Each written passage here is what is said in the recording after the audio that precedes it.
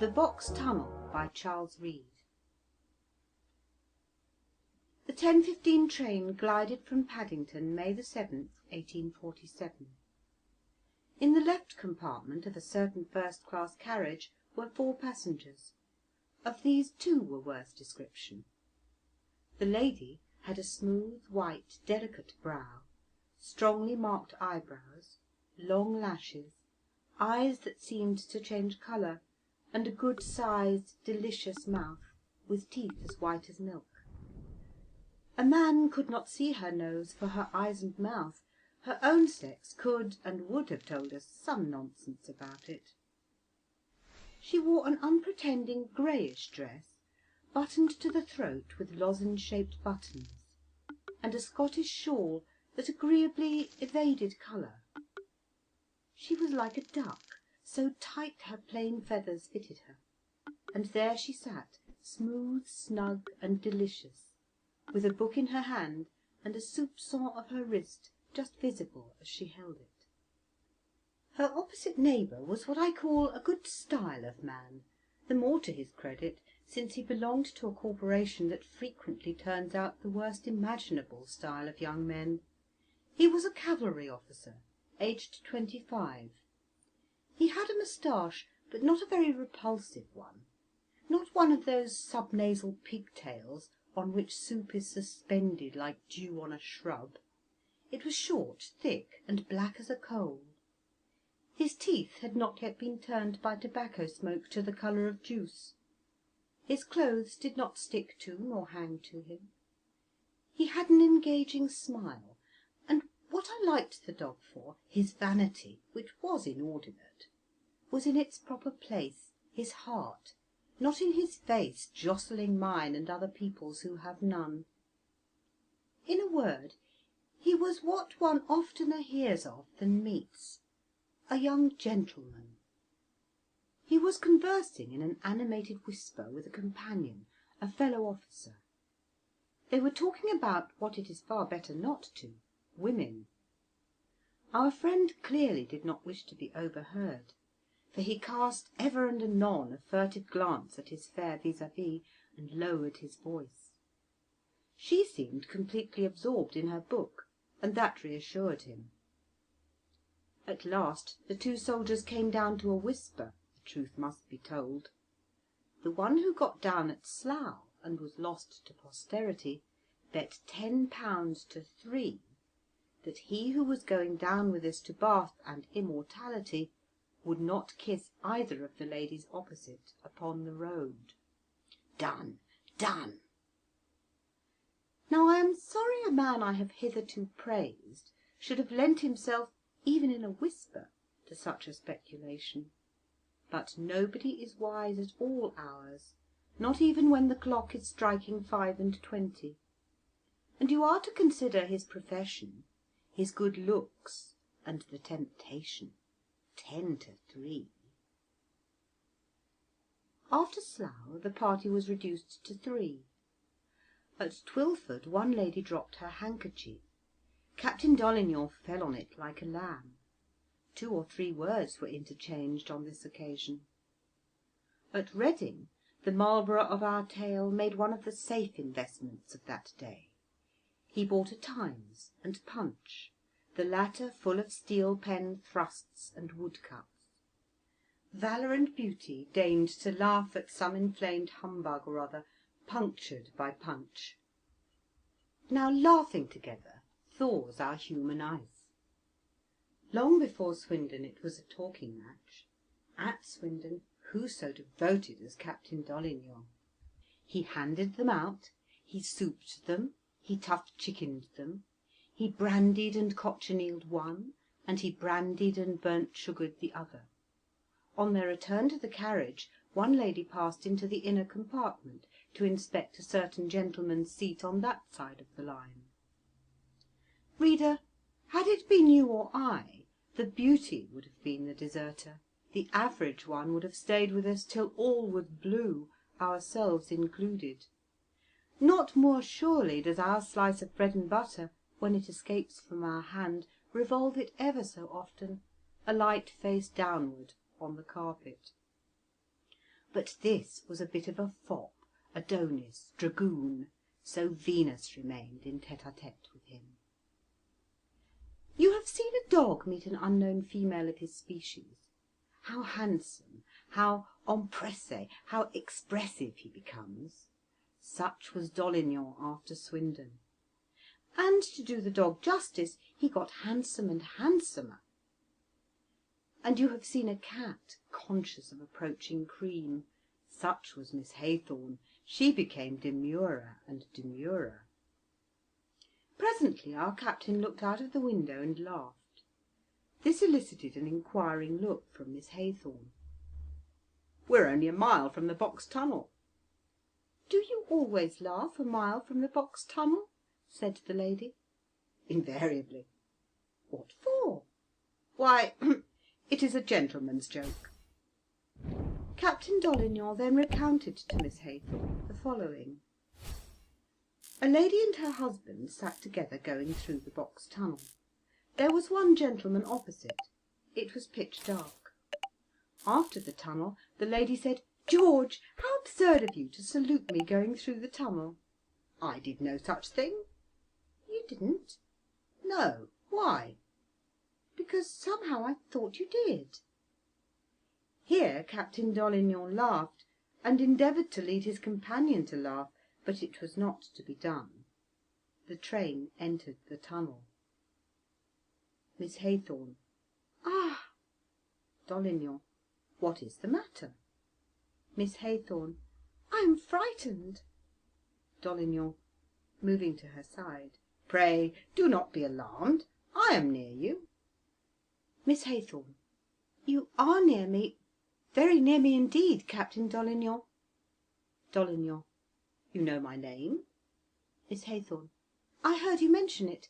I wish we were out of this dark place." Dolignan.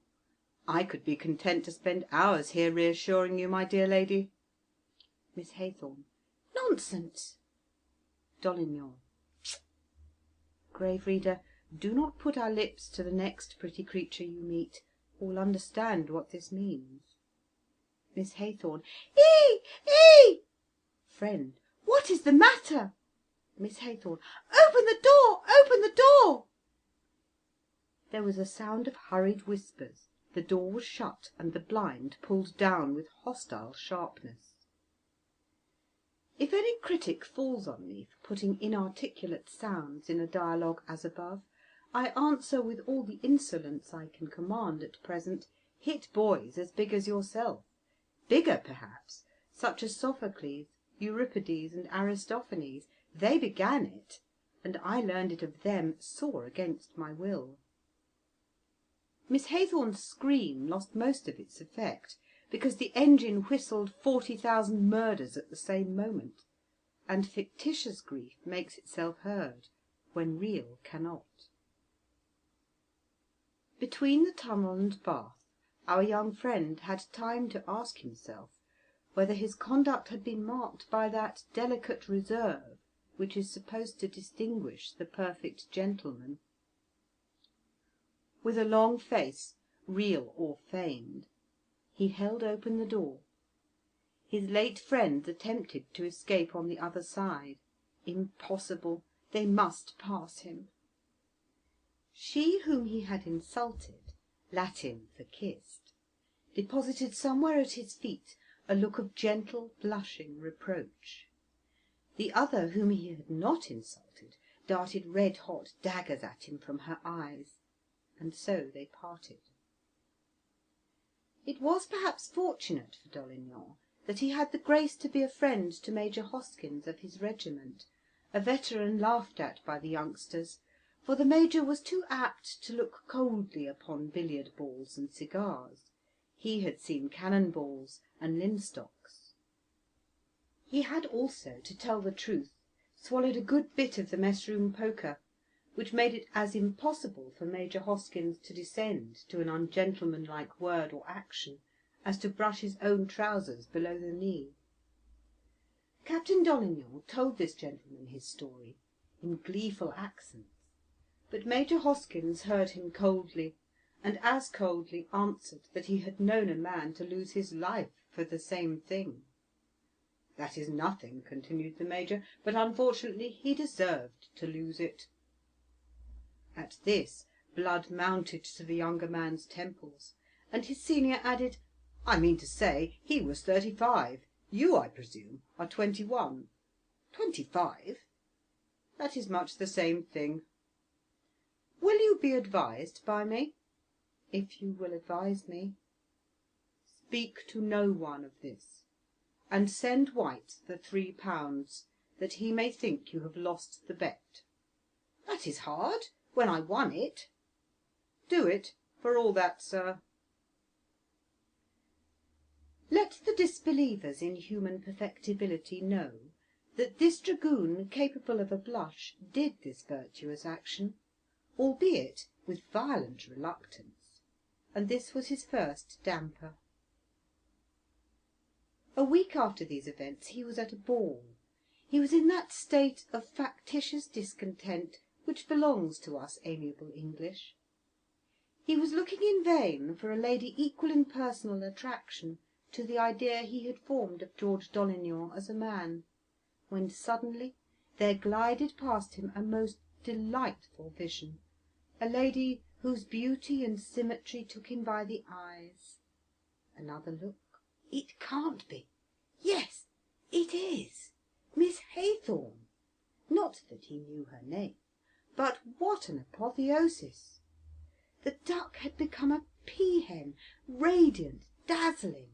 She looked twice as beautiful and almost twice as large as before.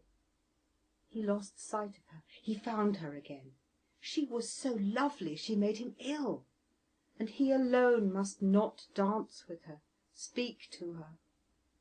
If he had been content to begin her acquaintance the usual way, it might have ended in kissing. It must end in nothing. As she danced, sparks of beauty fell from her on all around but him. She did not see him. It was clear she never would see him. One gentleman was particularly assiduous. She smiled on his assiduity. He was ugly, but she smiled on him. Dolignan was surprised at his success, his ill taste, his ugliness, his impertinence. Dolignan at last found himself injured. Who was this man, and what right had he to go on so? "He never kissed her, I suppose," said Dolly. Dolignan could not prove it, but he felt that somehow the rights of property were invaded. He went home and dreamed of Miss Haythorn, and hated all the ugly successful. He spent a fortnight trying to find out who his beauty was. He never could encounter her again. At last he heard of her in this way. A lawyer's clerk paid him a little visit, and commenced a little action against him in the name of Miss Haythorn for insulting her in a railway train. The young gentleman was shocked, endeavoured to soften the lawyer's clerk. That machine did not thoroughly comprehend the meaning of the term. The lady's name, however, was at last revealed by this untoward incident. From her name to her address was but a short step, and the same day our crestfallen hero lay in wait at her door, and many a succeeding day, without effect. But one fine afternoon she issued forth quite naturally, as if she did it every day, and walked briskly on the parade. Dolignan did the same, met and passed her many times on the parade, and searched for pity in her eyes, but found neither look nor recognition, nor any other sentiment. For all this she walked and walked, till all the other promenaders were tired and gone. Then her culprit summoned resolution, and taking off his hat, with a voice for the first time tremulous, besought permission to address her. She stopped, blushed, and neither acknowledged nor disowned his acquaintance. He blushed, stammered out how ashamed he was, how he deserved to be punished, how he was punished, how little she knew how unhappy he was, and concluded by begging her not to let all the world know the disgrace of a man who was already mortified enough by the loss of her acquaintance. She asked an explanation. He told her of the action that had been commenced in her name. She gently shrugged her shoulders and said, "How stupid they are!" Emboldened by this, he begged to know whether or not a life of distant, unpretending devotion would, after a lapse of years, erase the memory of his madness, his crime. She did not know. She must now bid him adieu, as she had some preparations to make for a ball in the Crescent, where everybody was to be. They parted, and Dolignan determined to be at the ball where everybody was to be. He was there, and after some time he obtained an introduction to Miss Haythorn, and he danced with her. Her manner was gracious. With the wonderful tact of her sex, she seemed to have commenced the acquaintance that evening. That night, for the first time, Dolignan was in love. I will spare the reader all a lover's arts by which he succeeded in dining where she dined, in dancing where she danced, in overtaking her by accident when she rode. His devotion followed her to church, where the dragoon was rewarded by learning there is a world where they neither polk nor smoke, the two capital abominations of this one. He made an acquaintance with her uncle, who liked him, and he saw at last with joy that her eye loved to dwell upon him when she thought he did not observe her. It was 3 months after the Box Tunnel that Captain Dolignan called one day upon Captain Haythorn, R.N., whom he had met twice in his life and slightly propitiated by violently listening to a cutting-out expedition. He called, and in the usual way asked permission to pay his addresses to his daughter. The worthy captain straightway began doing quarter-deck, when suddenly he was summoned from the apartment by a mysterious message.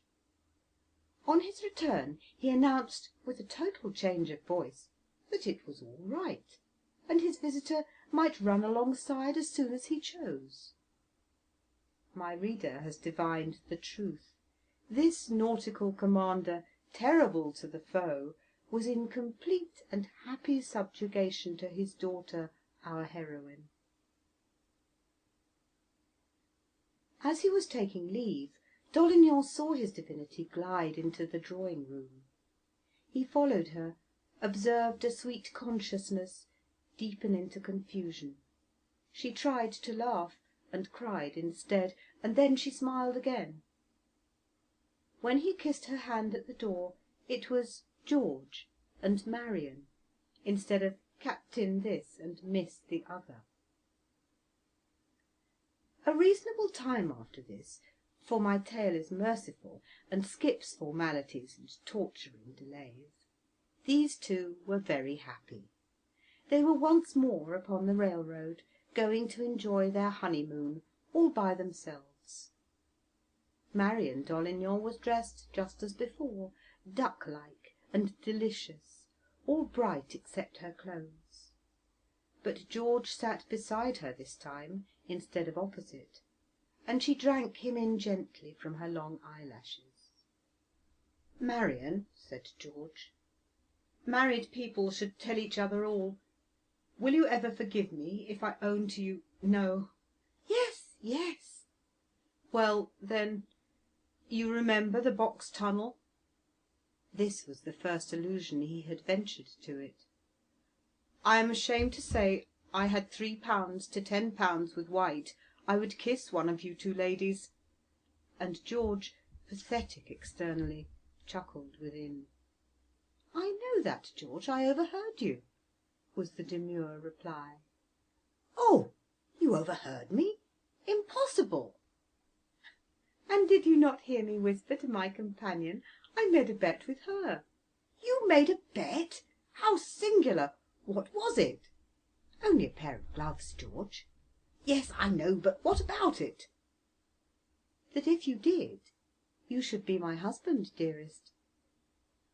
"Oh, but stay, then you could not have been so very angry with me, love. Why, dearest, then you brought that action against me?" Mrs. Dolignan looked down. "I was afraid you were forgetting me. George, you will never forgive me?" "Sweet angel! Why, here is the Box Tunnel. Now, Rita, fie! No, no such thing. You can't expect to be indulged in this way every time we come to a dark place. Besides, it is not the thing. Consider, two sensible married people. No such phenomenon, I assure you, took place. No scream in hopeless rivalry of the engine this time." End of the Box Tunnel. Recording by Ruth Golding.